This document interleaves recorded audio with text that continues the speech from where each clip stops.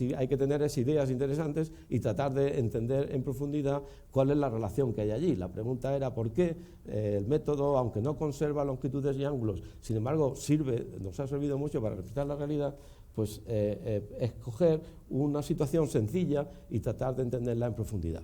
Y el resultado es un bello teorema, es el teorema de Saar, que dice que la condición necesaria y suficiente para que el triángulo A'B', C' sea la imagen de A, B y C por una de estas proyecciones, sea un cuadro, es que, fíjense, que si prolongamos el lado AC y el A'C' se cortan en ese punto R.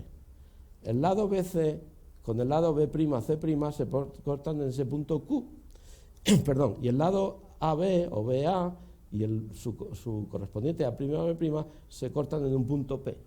Pues bueno, resulta que si estos dos triángulos son obtenidos uno del otro por esta proyección, entonces estos tres puntos P, Q y R tienen que estar necesariamente en línea recta. Y eso ya no es trivial, eso es algo... Y la relación es, como he dicho antes, necesaria y suficiente. Si efectivamente esos tres puntos están en línea recta, entonces es que el triángulo, el cuadro, es la imagen proyectada del otro. Esto, digamos, es un primer intento de las matemáticas de entender la pintura del Renacimiento. Y otro intento también, digamos, muy interesante está dentro de esta expresión que se llama invariantes proyectivos y que atañe a lo siguiente. Supongamos ahora que tenemos 4 puntos en una línea recta, A, B, C, D. Y ahora estos 4 puntos los queremos pintar supongamos que los tenemos aquí y los queremos pintar. El pintor está en O y los queremos pintar el cuadro va a ser A', B', C', D', o viceversa. Tenemos estos 4 puntos y queremos y el cuadro es A, B, C y D. Entonces, ¿qué podríamos decir de estos 4 puntos? Y resulta que, y esto es una cosa notable, que a los 4 puntos que están en la línea recta se les puede asociar un número. Y el número se llama la razón doble, que consiste en medir la distancia de A a C, dividirla por la distancia de B a C. De A a C dividido por BC. Y eso dividirlo por la distancia de A a D y dividido por la distancia de B a D. De manera que es un cociente de 2 cocientes, que podemos descodificar como el producto de AC por BD dividido por el producto de AD por BC. Y eso es un número que se puede asociar a estos 4 puntos que están en una línea recta. Ese número se llama su razón doble. Pues bien, resulta que la condición necesaria y suficiente para que los puntos A', B', C' y D' se puedan pintar como los puntos A, B, C y D es que esos 2 números coinciden. Y esto es muy notable.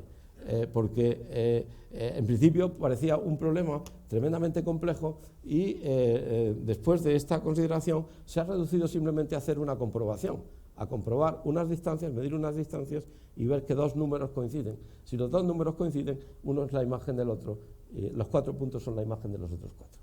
Bueno, pues esta idea hizo cambiar nuestra concepción de la geometría y a la postre, como ahora les indicaré, nuestra condición del mundo, nuestra condición cosmológica, porque hasta entonces la geometría era la geometría de los elementos de Euclides y aquí, a propósito de entender la pintura del Renacimiento, apareció otra manera de mirar qué es la geometría. La geometría, según esta nueva concepción, y el nombre proyectiva hace referencia a su origen, pues consiste en encontrar, hay un espacio y hay unas transformaciones que podemos permitirnos en ese espacio.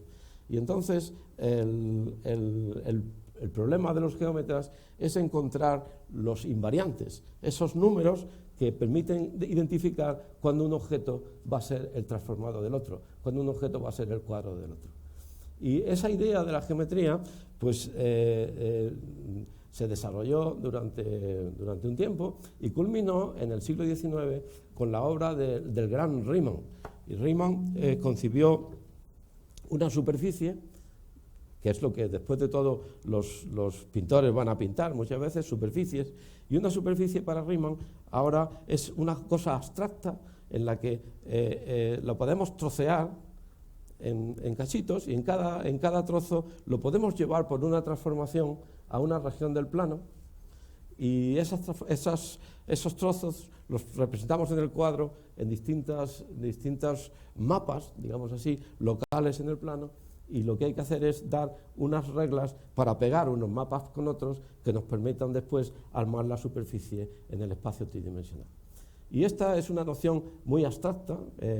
Ahí las matemáticas empezaron a ir por delante de la pintura, mientras que hasta aquí fue al revés. Los pintores descubrieron la perspectiva y eso hizo que los matemáticos tuviesen que descubrir una nueva geometría para explicarla. Las ideas de Riemann después llevaron a un granito del desarrollo de la ciencia, que son las geometrías no euclidianas, y de ahí a la relatividad y a la visión cosmológica que ahora tenemos cuando los físicos nos hablan de agujeros negros, de inflación, de gran explosión, etcétera, etcétera. Pues todo esto es la continuación natural de esta línea de pensamiento.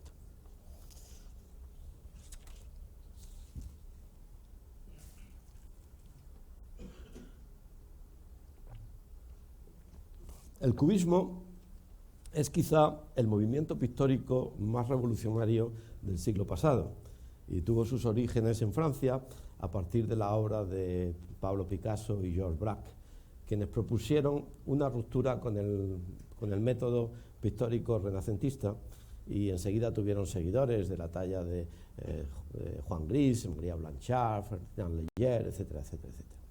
Aquí tenemos, he escogido dos cuadros de Picasso que son emblemáticos de esta época suya, de la época cubista. Uno es el retrato de Dora Maar, una de sus mujeres, y en ese retrato, que es de en torno al año 1937, es curioso que Picasso ha dibujado los dos ojos, ¿verdad? Pero hay una diferencia entre ellos. Hay uno que está mirando de frente de alguna manera, mientras que el otro está mirando de soslayo, de reojo, y la nariz está duplicada y ofrece simultáneamente pues una visión frontal y una visión de perfil.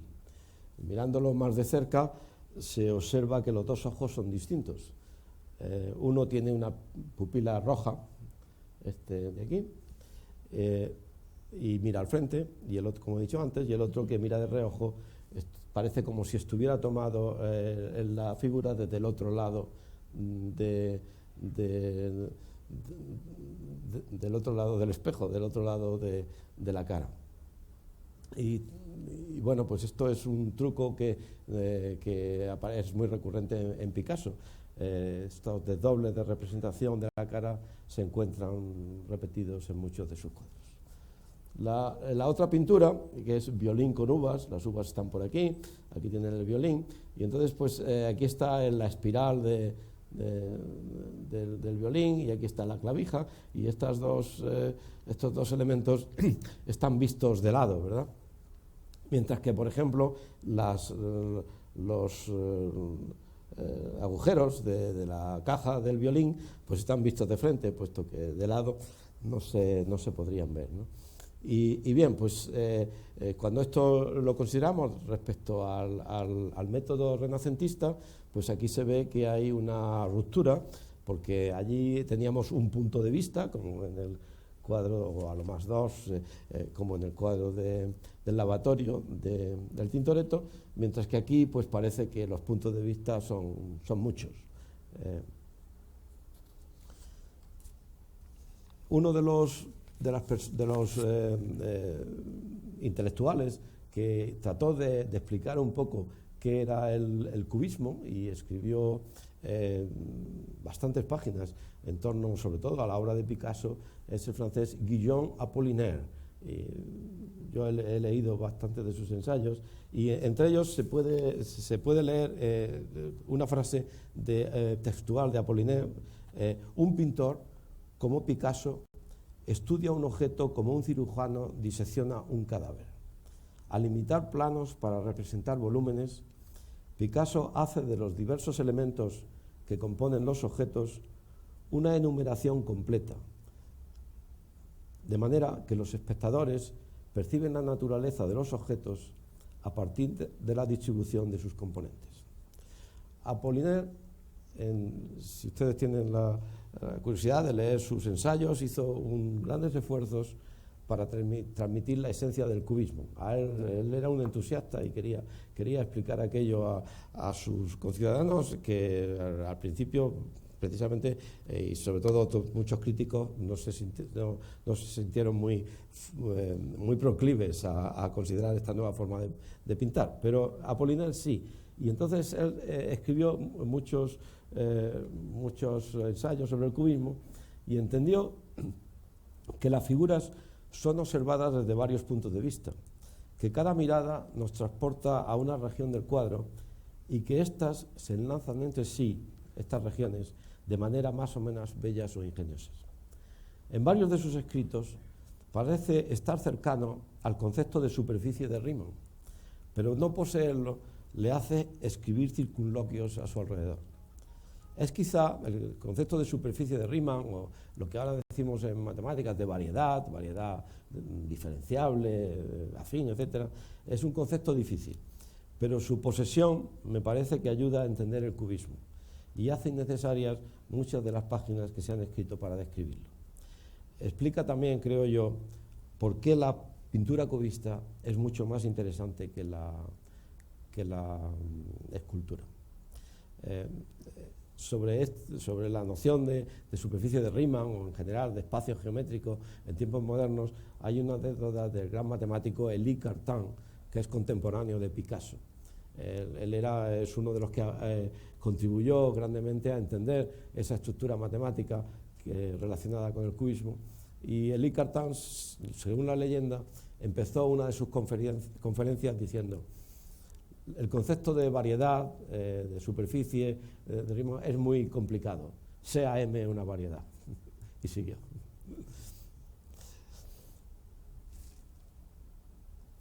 Aquí está representado, un poco para ilustrar un poco esta idea, este es el espacio tridimensional. Aquí tienen las tres dimensiones representadas, el largo, ancho y alto, y esto que aquí representa una superficie que más o menos, o un cacho de superficie si quieren.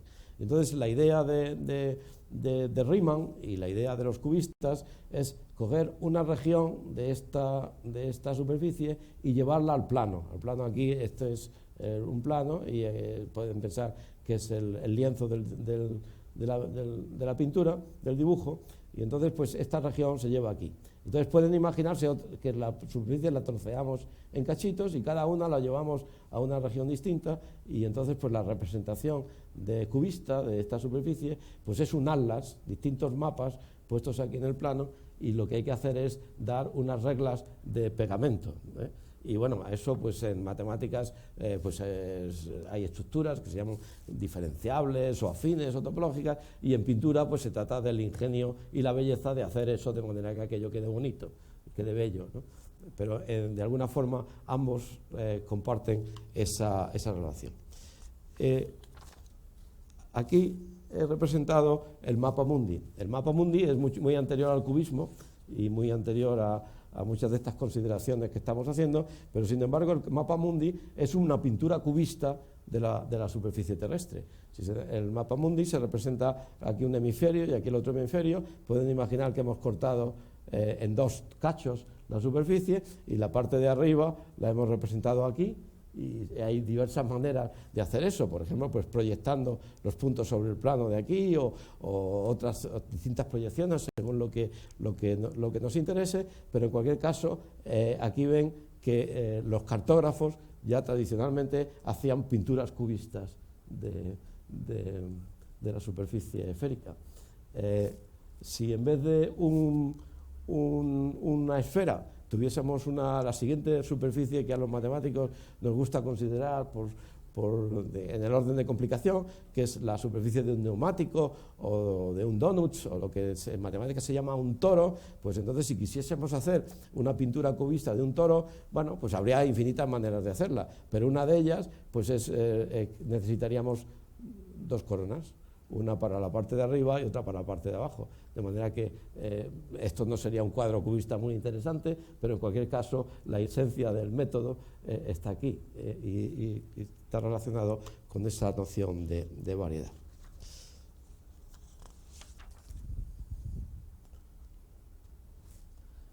Bueno, pues siguiendo con este paseo por las matemáticas y el arte, el siguiente estilo que me interesa resaltar es el puntillismo o divisionismo, que está encuadrado dentro de las corrientes neoimpresionistas que son anteriores al cubismo, o sea que esto es una etapa un poco anterior a la etapa cubista, y resulta también un estilo pictórico muy interesante por sus connotaciones matemáticas. En líneas generales, se trata de una manera de pintar basada en el uso de pequeños toques de color puro, y estos pequeños toques están justapuestos en el cuadro de tal forma que, mirados desde una cierta distancia, se mezclan en el ojo del observador, creando tonos de una luminosidad portentosa. De manera que aquí hay dos de los cuadros más emblemáticos. Seurat es probablemente el más conspicuo representante o creador de este estilo de pintura, y bueno, pues Matisse, el gran Matisse, y su famoso cuadro Lujo, calma y voluptuosidad. Y las ideas de este estilo están de alguna manera basadas en las teorías ópticas de los físicos expertos en óptica de su tiempo, que observaron que cuando se ponen juntos dos colores distintos y se miran desde una cierta distancia, entonces la impresión que produce al observador es de un color distinto a los dos. Es un nuevo color que se crea precisamente por la justaposición. Y entonces pues esto dio todo un movimiento, el puntillismo, un neoimpresionismo, que empezamos pues con Seurat, Matisse, pero que llegamos también a Van Gogh, de manera que algunos de la luz que está capturada en los cuadros de Van Gogh se deben en cierta medida a esta manera de pintar, de poner colores puros.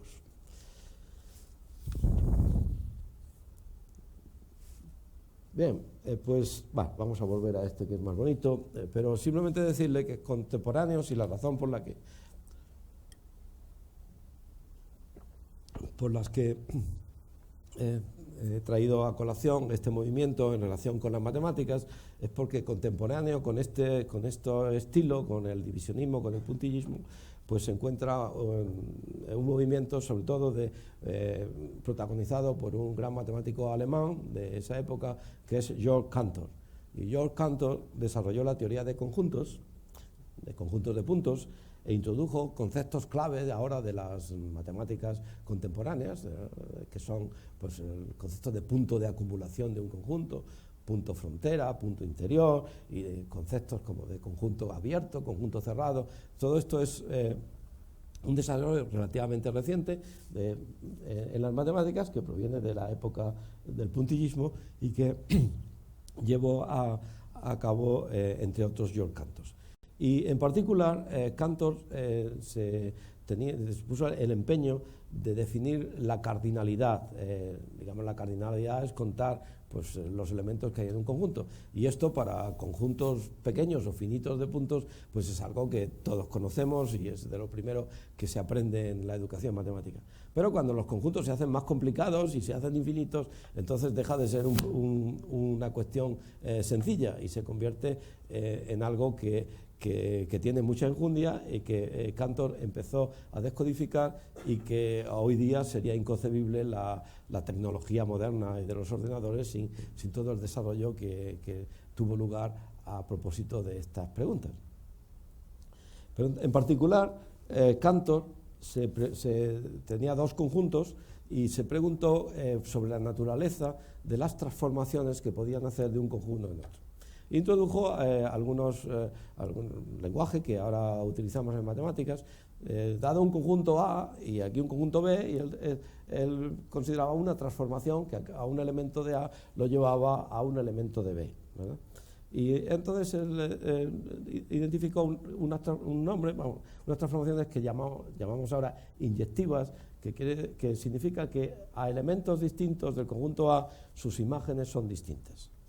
De manera que los que estamos aquí sentados, pues conjuntos de personas y hay un conjunto de sillas. Y entonces pues podemos hacer una transformación trivial, que decir a cada persona les asocia la silla en la que está sentado, ¿verdad? Bueno, por lo que yo veo aquí, esa transformación es inyectiva porque no veo a dos personas que estén sentadas en la misma silla. De manera que, entonces, pues, eso es un concepto que Cantor identificó. De manera que, dado un conjunto A y un conjunto B, pues hay unas transformaciones que llevan elementos de A a B y son inyectivas en el sentido de que dos elementos distintos tienen imágenes distintas. Podría ocurrir que todos los elementos de aquí fuesen imágenes de allá. En el caso de la silla, obviamente no, porque veo que hay sillas vacías, de manera que entre el conjunto de personas de aquí y el conjunto de las sillas, la transformación es inyectiva, pero no es biyectiva. Pero quizás si pensamos entre el conjunto de personas de aquí y el conjunto de, de cabezas, pues entonces esos dos conjuntos sí son biyectivos, a cada uno de aquí y otro de aquí y otro de allí. Y esa noción de dos conjuntos que se pudieran poner en esa correspondencia de 1 a 1, pues Cantor dijo esa es la clave para entender qué es el número, la cardinalidad de un conjunto. Obviamente, cuando hablamos de conjuntos finitos de cosas, pues si hay esa correspondencia biyectiva es que los dos tienen el mismo número. Pero cuando se están hablando de conjuntos infinitos, como los puntos que hay en un cuadro, etcétera, etcétera, pues entonces el problema hay que precisarlo más. Y Cantor observó que esa noción de biyectabilidad, de que se pudieran establecer esas correspondencias, era la adecuada. Y probó un teorema profundo. Un teorema que está en los libros de texto y nosotros en la licenciatura en matemáticas lo explicamos en los primeros cursos, que se llama así, teorema de Cantor o de Cantor-Bernstein, que dice que si se tiene dos conjuntos A y B y yo quiero saber si hay si tienen el mismo cardinal, pues basta con ver que A se puede inyectar dentro de B, se puede encontrar una correspondencia inyectiva de esas que he dicho antes, de A en B, y otra de B a A. Entonces, si se dan las dos cosas, Cantor concluyó que existe una tal biyección y los dos conjuntos tienen el mismo cardinal. Bueno, pues entonces el problema de los pintores, que era el problema uno de los problemas de los pintores, si era posible o no representar el espacio tridimensional en el lienzo del cuadro, siguiendo a Cantor, se pudo formular de una manera precisa, con esa noción de conjuntos biyectables. Y la pregunta entonces es, ¿se puede establecer una correspondencia biyectiva entre los puntos del espacio tridimensional y los puntos de un plano? Y es decir, habría una manera de 1 a 1, es decir, que cada elemento del espacio tridimensional le corresponde a un punto del plano, y solo uno, y al mismo tiempo cada punto del plano es la imagen de un punto del espacio tridimensional. O si ambos tienen el mismo cardinal, siguiendo a Cantor. Los pintores querían saber si cada punto del espacio se podía representar en el plano. Si lo que dice Cantor es verdad, pues es que se puede hacer, porque ahí existe tal transformación, y esa transformación, cuando la detectáramos, nos daría un cuadro que representaría todo el espacio tridimensional en todo un plano, o si quieren una región del espacio en un lienzo, en un cuadrado. Bueno, pues esa pregunta,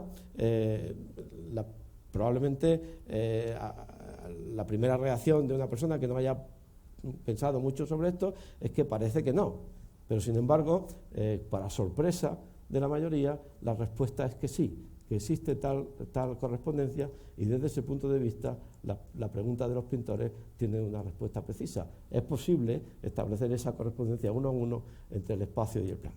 Bueno, entonces pido perdón porque voy a tener que hacer una pequeña consideración, espero que me puedan seguir un poquito, no es muy complicado. Acuérdense que en vez de todo el plano vamos a pensar simplemente un segmento. Un segmento le llamo I, que son los puntos de piensen en una recta, hemos puesto un 0 y un 1, todos los puntos que están allí, o los números entre 0 y 1. Y si recuerdan, cada punto cada número tiene un desarrollo decimal. Si está entre 0 y 1, pues empezará en 0 y luego la primera cifra decimal, la segunda, la tercera, etcétera. Una fila de cifras decimales, todos son dígitos entre el 0 y el 9 si estamos en el sistema decimal de numeración. De manera que en el sistema decimal, a cada punto, digamos, del intervalo 0,1, un segmento 0,1, lo podemos asociar con esta fila de dígitos, que es su desarrollo decimal. De la misma manera, si tenemos un cuadrado, ¿verdad? Un cuadrado, pues para dar un punto de un cuadrado hay que dar dos coordenadas, como lo que llamamos la abscisa y la ordenada, de manera que un punto de un cuadrado está determinado por dos números y cada uno tendrá un desarrollo decimal. Estas son las cifras decimales del X y estas son las cifras decimales del Y. Pues bien, entre I y Q, ¿verdad?, se puede establecer una correspondencia que es eso que Cantor llamaba inyectiva, que significa simplemente que al punto X lo hacemos corresponder al punto del cuadrado X0. O si quieren, si se imaginan el cuadrado y tienen un intervalo y tenemos aquí el cuadrado, pues estamos poniendo los puntos del intervalo en la base del cuadrado.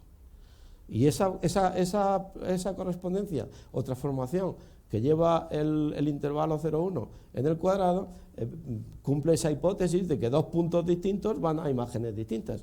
Porque si aquí tengo un punto distinto, pues bueno, la segunda, la altura es 0, pero la primera es distinta, son dos puntos distintos. Lo curioso es que se puede ir en el otro lado. Y Cantor construyó una transformación que lleva el cuadrado en el intervalo, y también verifica la misma propiedad, es inyectiva. Y la razón es que si tiene esos dos puntos, pues entonces ese punto del cuadrado, que tiene estas dos coordenadas, lo convierte en este punto intercalando las cifras decimales de uno y otro. Y entonces, de nuevo, esta transformación es inyectiva porque si hubiese dos puntos que dieran la misma imagen, pues las cifras impares tendrían que ser las mismas y las pares también, y eso quiere decir que los dos puntos de partida serían el mismo. Ergo, según el teorema de Cantor, si hay esa aplicación inyectiva de aquí a aquí y esta de aquí a aquí, es que existe una biyección entre el cuadrado y el intervalo y los dos tienen el mismo número de puntos. Luego podemos pintar un cuadrado en un intervalo. Y esto que he hecho de que un cuadrado se puede pintar en un segmento, pues se puede hacer el mismo argumento sirve para cualquier dimensión y dice que podemos pintar el espacio R3 en un cuadro o incluso cualquier espacio de cualquier dimensión. Bueno, y ese es el teorema de Cantor y todo esto surge al mismo tiempo que el puntillismo o el divisionismo.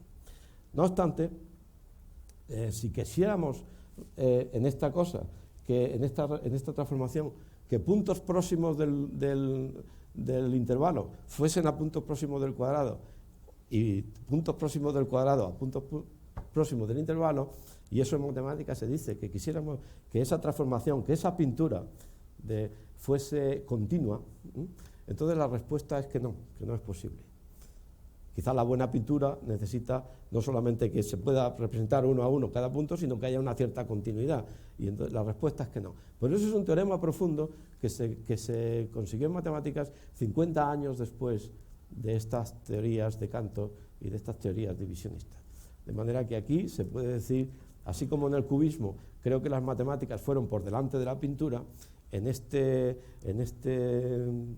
divisionismo, en el puntillismo, ocurrió al revés. Es decir, la pintura fue por delante de las matemáticas. Necesitamos 50 años más para probar ese teorema de que no se podía realmente pintar con continuidad el espacio tridimensional en el plano.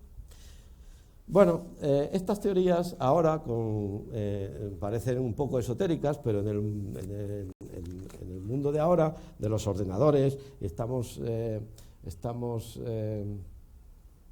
acostumbrados a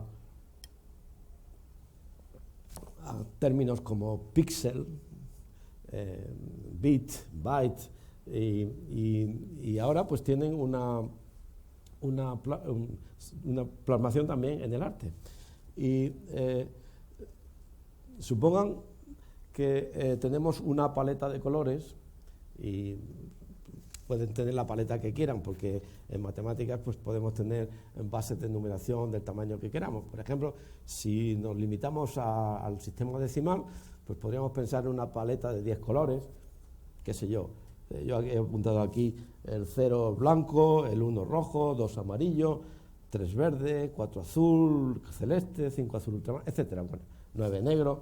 Y entonces a cada uno de los 10 dígitos le podemos asociar un color. Y ahora imagínense el siguiente juego. Tenemos el cuadro y el cuadro lo dividimos en cuadraditos más pequeños. En este caso creo que son 10, luego tenemos 100 píxeles, ¿no? Y entonces, pues, bueno, lo de 100 es por decir, podría ser cualquier número razonable que se nos antojara. Entonces tenemos un cuadrado y lo hemos dividido en pequeños cuadrados. Y entonces ahora, con esa paleta de colores, podemos pintar escogiendo un número.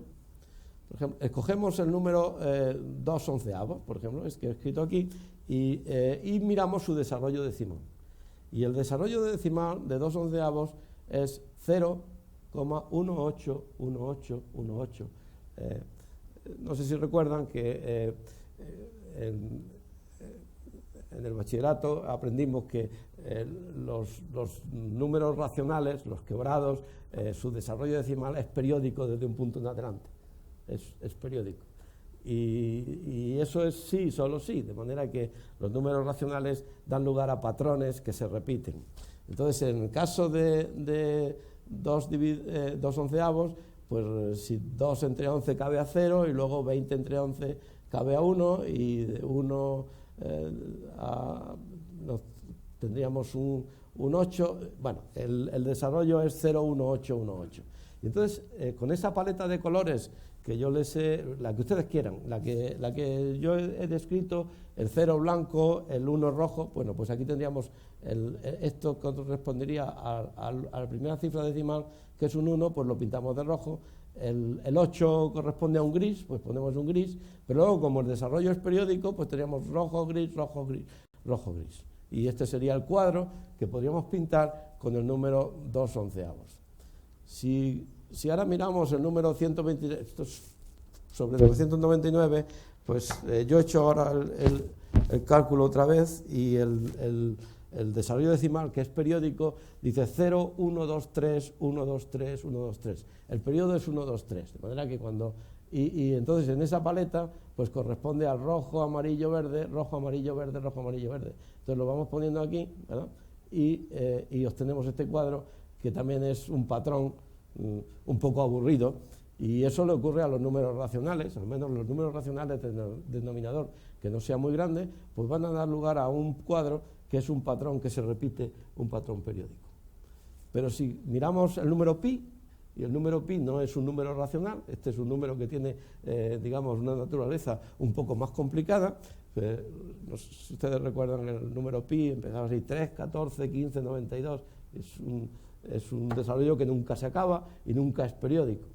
Y entonces, cuando se representa el número pi según esa paleta de colores que yo he descrito antes, pues sacamos este cuadro que tiene un poco más de variedad, un poco más de interés que los cuadros periódicos, que son patrones. Bueno, entonces esto es un juego, pero ahora también este punto de vista de los ordenadores pues ilustra también el teorema de Cantor, que antes yo les he estado ilustrando.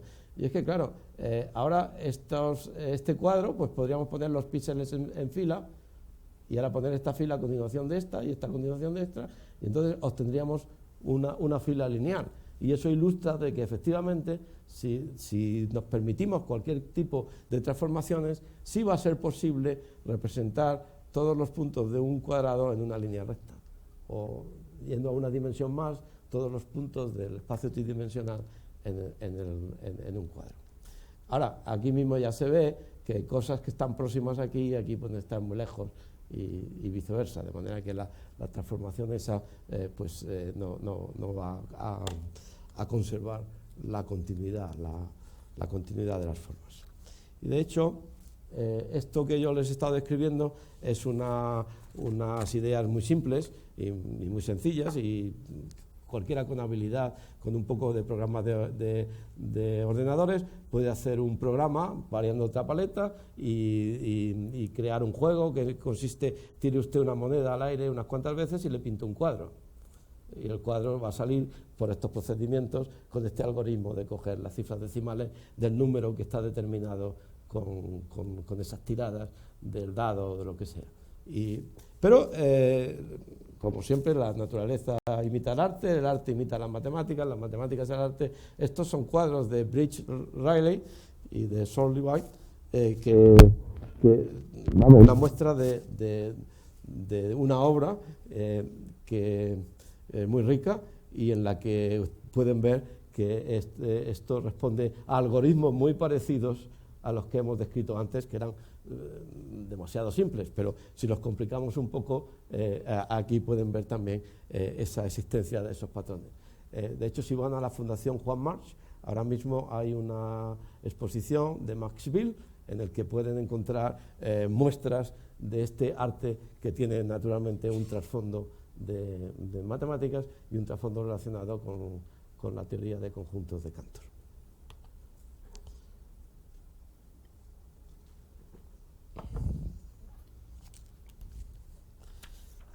Bueno, pues para acabar les voy a mostrar otro área de las matemáticas que tiene también que ver con el arte contemporáneo, con la adaptación geométrica, y en particular el neoplasticismo, cuyo representante más genuino seguramente es Piet Mondrian, y el suprematismo, del que quizá el carácter más genuino es el ruso Kazimir Malevich, de las vanguardias rusas de tiempos en torno a la revolución. Y estos son quizás los movimientos pictóricos que están asociados a la abstracción geométrica, cuyas formas encontramos con mucha frecuencia en los textos de lo que en matemáticas llamamos análisis armónico o variable real, y que es una de las ramas importantes de las matemáticas, el análisis armónico. Y aunque sean diferentes, el neoplasticismo de Mondrian y el suprematismo de Malevich, por cierto, de Malevich, el cuadro más famoso, que lo vimos en Madrid hace unos años, lo trajeron en la Fundación del Canal, es el famoso cuadrado negro sobre un fondo blanco, que no sé si después llegó ya a la cima, que fue el cuadrado blanco sobre fondo blanco, pero el cuadrado negro sobre fondo blanco yo lo he visto aquí en el Canal y también en el Hermitage en San Petersburgo, que es donde está. Bueno, pues ambos, Mondrian y Malevich, neoplasticismo y suprematismo, pues propugnan el abandono de las formas complejas por un lenguaje plástico basado en elementos geométricos sencillos, tales como cuadrados y rectángulos. Generalmente, los cuadrados o los rectángulos son de lados paralelos a los ejes del cuadro en las composiciones de Mondrian, que por cierto, durante un tiempo se puso también de moda en la alta costura, vestidos con los patrones de Mondrian, pero siempre de lados paralelos a los ejes del cuadro, mientras que en las construcciones suprematistas de Malevich los rectángulos tienen direcciones más o menos arbitrarias. Y bueno, pues aquí simplemente, hay en matemáticas un objeto que fue introducido precisamente por Hardy, el matemático inglés cuya cita hemos iniciado esta charla, y se llama la función maximal de Hardy, y que hace que, a una función definida en el espacio euclídeo se le asocian una serie de promedios. La integral de una función y dividir por la medida del conjunto en el que se integra, eso es una manera de calcular el promedio de la función. Y entonces, pues esos promedios se pueden hacer con distintas geometrías. Por ejemplo, se pueden hacer con cuadrados, como Mondrian, con rectángulos de lados paralelos a los ejes, o a la Malevich, con rectángulos de direcciones arbitrarias. Bueno, y este objeto que he mencionado ahí, la función maximal, tiene que ver con uno de los resultados fundamentales de las matemáticas que se remonta al siglo XVII, al barroco, con Newton y con Leibniz, y se llama el teorema fundamental del cálculo. Para los que tengan esto un poco más fresco, pues no hay ningún problema, y que si no, pues recuerden en nuestros cursos de bachillerato que se hablaba de una cosa que era la integral y se hablaba de la derivada. La integral tenía que ver con el cálculo de áreas y volúmenes, y la derivada con el cálculo de tangentes y velocidades. Y entonces hay dos teorías que digamos, crearon en el siglo XVII, entre otros, Newton y Leibniz. Y en el caso de Newton, no solo creó este cálculo diferencial, sin el cual la civilización contemporánea, la revolución científica y la revolución industrial no hubiera podido ser, sino que Newton además lo aplicó a entender cómo se mueven los planetas, de manera que la ley de la gravitación y el hecho de que los planetas tienen órbitas elípticas y el Sol está en uno de los focos, etcétera, etcétera, que fue la gran... Quizás no ha habido ningún descubrimiento científico de ese calibre a lo largo de la historia. Esa gran cosa que hizo Newton la hizo al mismo tiempo que creaba el instrumento matemático adecuado para entenderlo. Y el instrumento era el cálculo diferencial. Y en ese cálculo diferencial hay un teorema que se llama el teorema central del cálculo, que relaciona ambos conceptos de Newton y de Leibniz, la derivada y la integral. Bueno, pues la parte de la historia de las matemáticas consiste en crear, digamos, mayor libertad de cálculo, poder aplicar esos conceptos a objetos cada vez, digamos, más difíciles de tratar. Y en particular, el tratar con funciones que no son continuas. Entonces, cuando las funciones son continuas, el teorema fundamental del cálculo es algo que se sabía en el siglo XVII.